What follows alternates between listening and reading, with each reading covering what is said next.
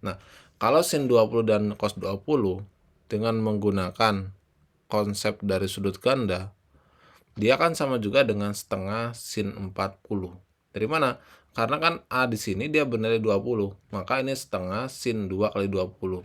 Makanya bentuk dari sin 20 cos 20 ini dia tidak lain adalah setengah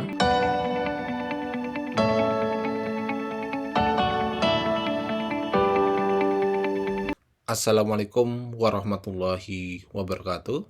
Halo semuanya, jadi karena banyak sekali pertanyaan terkait dengan bagaimana cara menyelesaikan perkalian sinus dan kosinus, terlebih jika kita disuruh menentukan nilai dari kedua permasalahan yang ada di layar gitu ya. Apakah pertanyaannya kita harus menggunakan perkalian sinus dan kosinus? Adakah cara lain untuk menentukan nilai dari misalkan di sini cos 20 dikalikan dengan cos 40 kemudian dikalikan dengan cos 80. Jadi sebetulnya ada cara yang lain yang lebih sederhana, yaitu kita akan menggunakan sudut ganda dalam menyelesaikan kasus di layar ini. Nah, bagaimana cara menentukan nilainya? Jadi kalau kemarin untuk menentukan nilainya kita menggunakan perkalian kosinus karena di sini dalam kosinus semua. Nah, sekarang kita akan menggunakan sudut ganda. Nah, kita ingat konsep dari sudut ganda. Apa yang harus kita ingat? Yaitu ketika ada, kita akan tuliskan sebelah sini. Ketika ada nilai dari sin 2A gitu ya. Ini kan nilainya dia sama dengan 2 sin A dikalikan dengan cos A gitu ya. Sehingga ketika sin A dikalikan dengan cos A, ini kita peroleh dia sama dengan setengah dari sin 2A. Nah, sehingga kalau kita perhatikan karena di sini dia hanya ada cos, maka ini dapat kita kalikan ya, baik penyebut dan pembilangnya kita kalikan dengan sin 20. Jadi yang atas kita kalikan dengan sin 20, kemudian yang bawah juga kita kalikan dengan sin 20. Oke, ini bukan 2A ya, ini 20. Kemudian setelah dikalikan dengan sin 20, sehingga nanti akan terbentuk untuk sin 20 dikalikan dengan cos 20 sendiri, itu dia sama dengan sin 20 kemudian dikalikan dengan cos 20, kemudian dikalikan dengan cos 40, terakhir dikalikan dengan cos 80. Kemudian ini diper gitu ya, diper sin 20. Nah, setelah ini bagaimana pertanyaannya? Kita perhatikan untuk sin 20 dan juga cos 20 yang berada di depan ini. Nah, kalau sin 20 dan cos 20 dengan menggunakan konsep dari sudut ganda, dia kan sama juga dengan setengah sin 40. Dari mana? Karena kan A di sini dia bernilai 20, maka ini setengah sin 2 kali 20. Makanya bentuk dari sin 20 cos 20 ini dia tidak lain adalah setengah dari sin 40. Kemudian ini dikalikan dengan cos 40, kemudian dikalikan dengan cos 80. Nah, pembaginya tetap, yaitu pembaginya adalah sin 20. Berarti kita bagi dia dengan sin 20. Nah, kemudian setelah ini bagaimana? Setelah ini, kalau kita perhatikan di sini terbentuk lagi. Terbentuk lagi apa? Yaitu sin 40 dikalikan dengan cos 40. Ya, ini kan terbentuk lagi nih. Sin 40 dikalikan dengan cos 40. Sehingga sin 40 dikalikan dengan cos 40 ini dia menjadi setengah sin 2 kali 40, yaitu setengah sin 80. Sehingga bentuk ini dapat kita tuliskan dia menjadi setengah dikalikan dengan setengah sin 80. Dan ini dikalikan dengan cos 80. Untuk pembaginya itu tetap, yaitu adalah sin 20. Berarti ini dibagi dengan sin 20. Nah, kemudian bagaimana selanjutnya? Nah, di sini ada lagi, yaitu sin 80 dikalikan dengan cos 80. Yang artinya, kalau sin 80 dikalikan dengan cos 80, maka dia menjadi setengah sin 2 kali 80, yaitu setengah sin 160. Sehingga ini bentuknya dia menjadi setengah kali setengah. Kemudian sin 80 dikalikan dengan cos 80 itu menjadi setengah sin 160. Kemudian ini masih kita bagi dia dengan sin 20. Oke, ini 160 ya. Ini sin 20. Nah, setelah ini bagaimana? Setelah ini tinggal disederhanakan aja.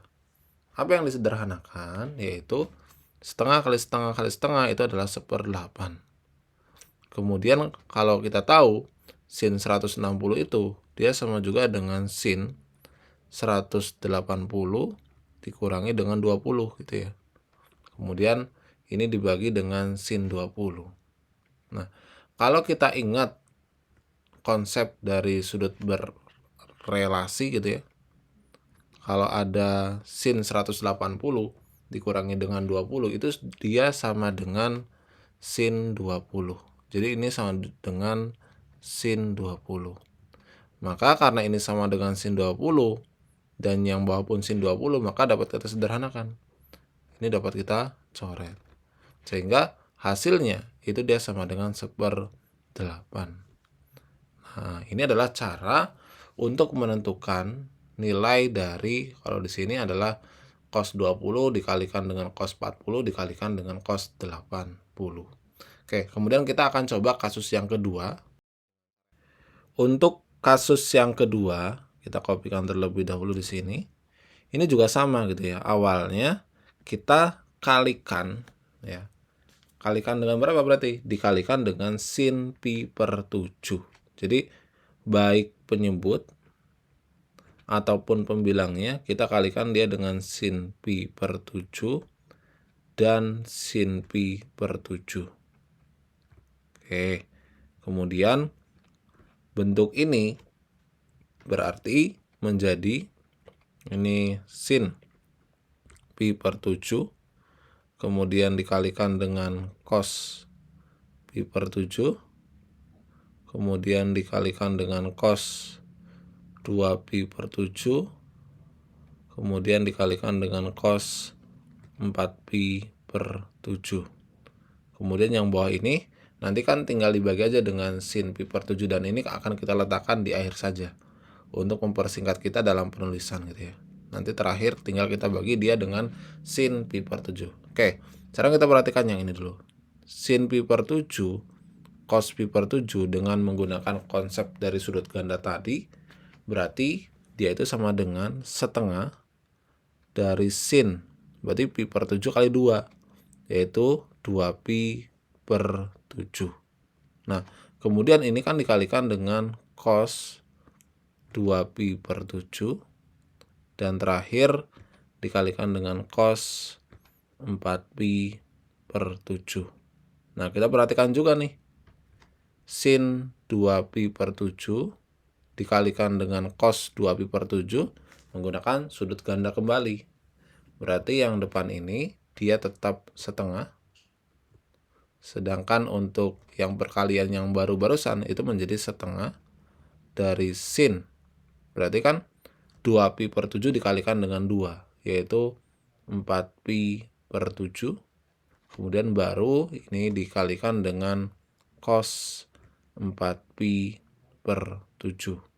Nah, setelah ini gimana? Ya ini terakhir gitu ya. Ini dirubah lagi nih.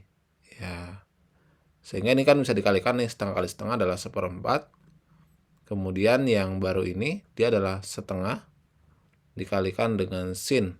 Nah, 4pi per 7 dikalikan dengan 2, yaitu 8pi per 7.